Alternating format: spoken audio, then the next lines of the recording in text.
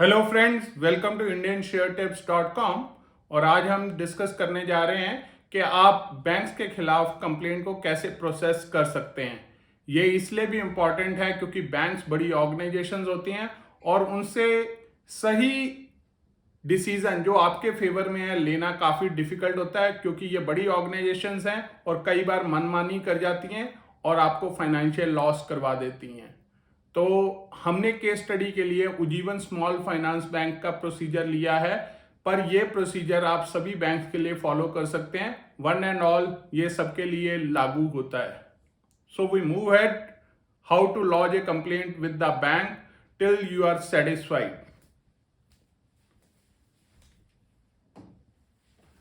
तो सबसे पहले देखने वाली बात है कि इनका level 1, level 2, level 3 initial bank के नजरिए पे ये वाली कंप्लेंट्स आप लॉन्च करके रिड्रेसल ले सकते हैं। तो सबसे पहले लेवल 1 में आप देखिए, ये प्राइमरी चैनल है ब्रांच में। Submit a complaint with their customer representative और branch head at the nearest branch and may record that complaint. दूसरा तरीका है फोन बैंकिंग का। हर बैंक का फोन बैंकिंग है, आप उसके अंदर कंप्लेंट को लॉन्च कर सकते हैं। तीसरा तरीका है ईमेल के द्वारा उनको आप कंप्लेंट लॉन्च कर सकते हैं। तो बेसिकली प्राइमरी 1 में है कि आप ब्रांच में गए, ब्रांच मैनेजर से आपने कांटेक्ट किया, अपनी कंप्लेंट को लॉन्च करवाया और ऑल्टरनेटिवली कस्टमर केयर पे कंप्लेंट लॉन्च की या फिर ईमेल के माध्यम से आपने कंप्लेंट की। अब now you are not satisfied with the response you have received, तब आप लेवल 2 के ऊपर कंप्लेंट को लॉन्च कर सकते हैं, जिससे आपका कंप्लेंट का लेवल का दर्जा बढ़ जाता है। उसके अंदर जनरली सभी बैंक्स ने अपने इंडिया को 4 भागों में डिवाइड किया होता है, zone wise, north, south, west, east, और उन सब का डिवीजन दिया होता है कि इसका ईमेल ये है। अगर आपका स्टेट किस जोन में पड़ता है, आपने वहां पे अपनी कंप्लेंट को एड्रेस करना है। Still not satisfied, then there is level 3, जिसमें प्रिंसिपल नोडल ऑफिसर होता है। तो if the response receive does not satisfy you और if you don't receive one within 7 working days after reaching regional nodal officer, you may write to the principal nodal officer. अगर इस व्यक्ति ने 7 दिन के अंदर आपको जवाब नहीं दिया, then you can escalate the complaint to principal nodal officer. So principal nodal officer is holding a higher value and rank than the regional nodal officer.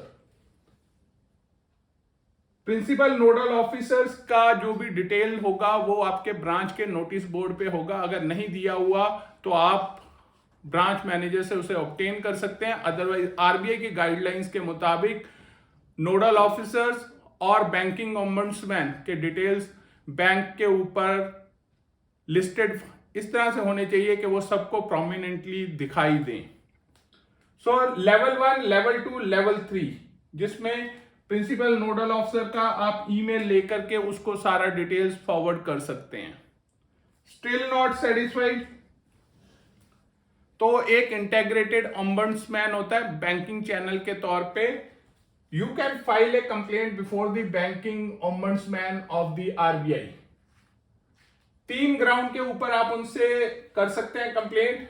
अगर आपका 30 दिन के अंदर कंप्लेंट का रेजोल्यूशन नहीं हुआ, दूसरा बैंक ने आपकी कंप्लेंट को रिजेक्ट कर दिया, सेकंड रीजन, और थर्ड आप बैंक द्वारा दिया हुआ रेजोल्यूशन से सेटिस्फाई नहीं है, तो आप बैंकिंग ओम्बड्समैन के पास कंप्लेंट को दायर कर सकते हैं।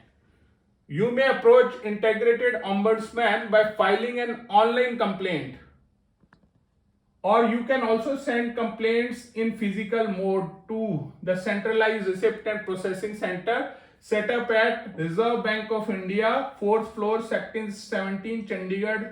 ये नॉर्दर्न रीजन का एड्रेस है। अगर आप किसी और रीजन में हैं तो इनका एड्रेस डिफरेंट होगा। तो प्रोसीजर आपको एक बार फिर से दोहरा देते हैं। Level 1 at the branch level, branch manager, customer care या फिर बैंक का ईमेल आईडी जिसके ऊपर आप अपना कंप्लेंट लॉन्च कर सकते हैं। लेवल 2 नोडल ऑफिसर जो कि रीजन का है, regional nodal officer, that is पूरा कंट्री को 4 नोड्स में डिवाइड किया होता है, generally north, south, east, west. और तीसरा लेवल है प्रिंसिपल नोडल ऑफिसर जो इन सारी जोन्स को कंट्रोल करता है। ये लेवल्स इसलिए बनाए गए हैं ताकि बैंक का प्रॉब्लम बैंक लेवल पर सॉल्व हो जाए। बैंकिंग ऑम्बड्समैन के पास कंप्लेंट जाने से क्या है, वो आरबीआई के अंडर रेगुलेशन में आ जाता है और वो आपका फुल एंड फाइनल डिसीजन होगा। If you are not satisfied तो वो matter finishes there unless you want to process the complaint through the court order. इसके अलावा आरबीआई का एक कंप्लेंट मैनेजमेंट सिस्टम जिसे सीएमएस बोलते हैं वो भी है और उसको आप असेस कर सकते हैं cms.rbi.org.in। इस लिंक के ऊपर जाकर के आप अपना फाइल ए कंप्लेंट लिंक के ऊपर क्लिक करके अपने कंप्लेंट को लॉन्च कर सकते हैं और ग्रीवेंस को राइट कर सकते हैं properly with documents so that the person who is pursuing can understand your problem and give a decision in your favour. आपको यह कोशिश करना है कि सामने वाला जो अधिकारी है उसको इतना इंफॉर्मेशन सही तरीके से टेबुलेटेड फॉर्म में दें कि उसको एक बार एक पेज पढ़ने के बाद समझ आ जाए कि प्रॉब्लम क्या है and he can give A final decision. लंबी चौड़ी कहानियां लिखने का जरूरत नहीं है, कंसाइज तरीके से लिखें और डिसीजन को अपने फेवर में बनाने के लिए इनपुट्स अच्छे तरीके से बनाएं ताकि पढ़ने वाले को ज्यादा उसमें दिमाग खर्च ना करना पड़े और तभी वो डिसीजन आपके फेवर में हो सकता है। जितना केस को आप कॉम्प्लिकेटेड बनाएंगे उतना ही केस लटकता जाएगा। किसी के पास इतना टाइम नहीं है कि वो ज्यादा उनमें दिमाग लगाए, तो इसीलिए आपने कोशिश करना है कि जो आप फैक्ट्स फिगर प्रेजेंट करें उसको टेबुलर फॉर्म में प्रेजेंट करें और एक पेज से ज्यादा उसको कंप्लेंट को लॉन्च ना करें और सही टाइम फ्रेम में लॉन्च करके डिसीजन आपके फेवर में हो सकता है।